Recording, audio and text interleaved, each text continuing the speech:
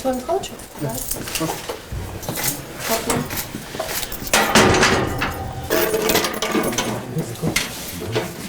Ковидом не болели?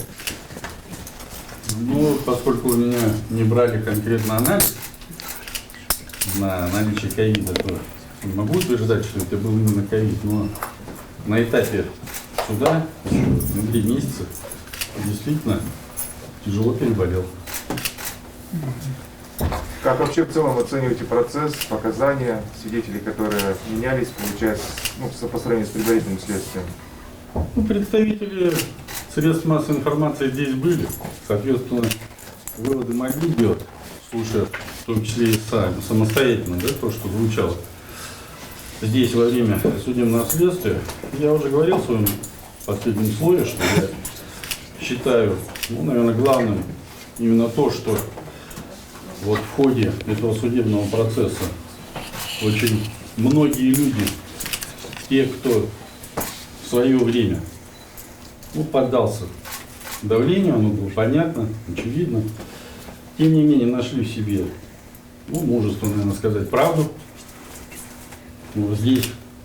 И, наверное, это самое главное, что люди, в моем понимании, как вот я вижу, все-таки как-то смогли с себя сегодня уже стряхнуть этот страх, да? Как-то научиться вспоминать о том, что все-таки здравый смысл в первую очередь должен, да, везде стоять во главе угла. Поэтому я считаю, что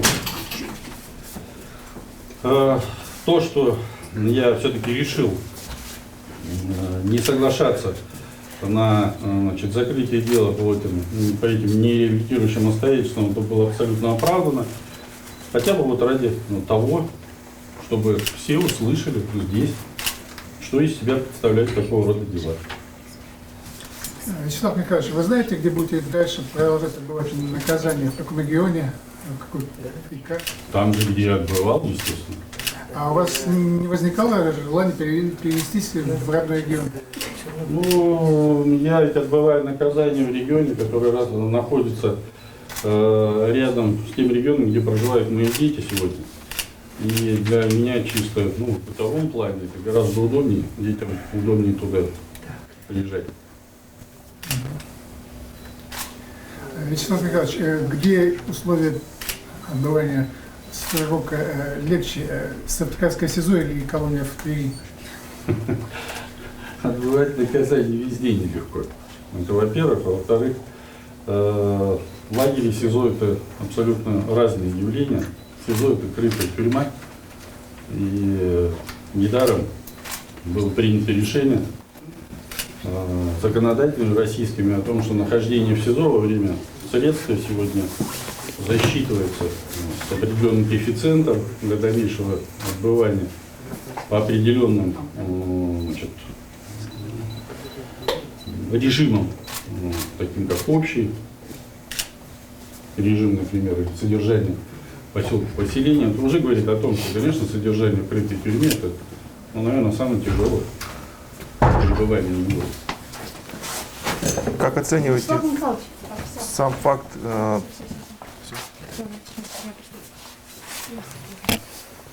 У нас есть чуть-чуть время. Какова ваша позиция в дальнейшем? Вы будете и по основному делу, и по сегодняшнему приговору, что пока неизвестно?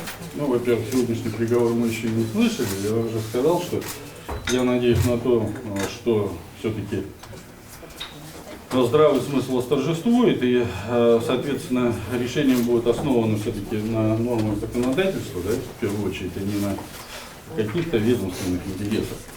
Если же оно будет неблагоприятно для меня, я буду доказывать свою невиновность, как я уже говорил, во всех остальных инстанциях до тех пор, пока не добьюсь признания очевидного факта, что это абсолютно надуманное дело было, которое возникло в той горячке, которая 5 лет назад возникла. По основному делу у меня позиция остается неизменной. Я боролся и буду бороться дальше. Впереди у меня еще есть инстанции. И для меня абсолютно очевидно, и для моей защиты, что позиция наша абсолютно обоснована. На сегодняшний день она остается неизменной, и вряд ли она изменится. Сколько бы времени это ни заняло, я уже говорил, я буду все равно бороться Как оцените сам факт возвращения птицефабрики Зеленецкой? Что? Кто остается на оглашении, оставайтесь, а кто нет, то...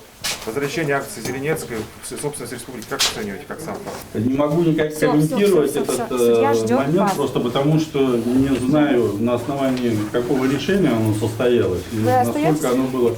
так сказать, обосновано. Собирайте. Спасибо. Это было прям модно.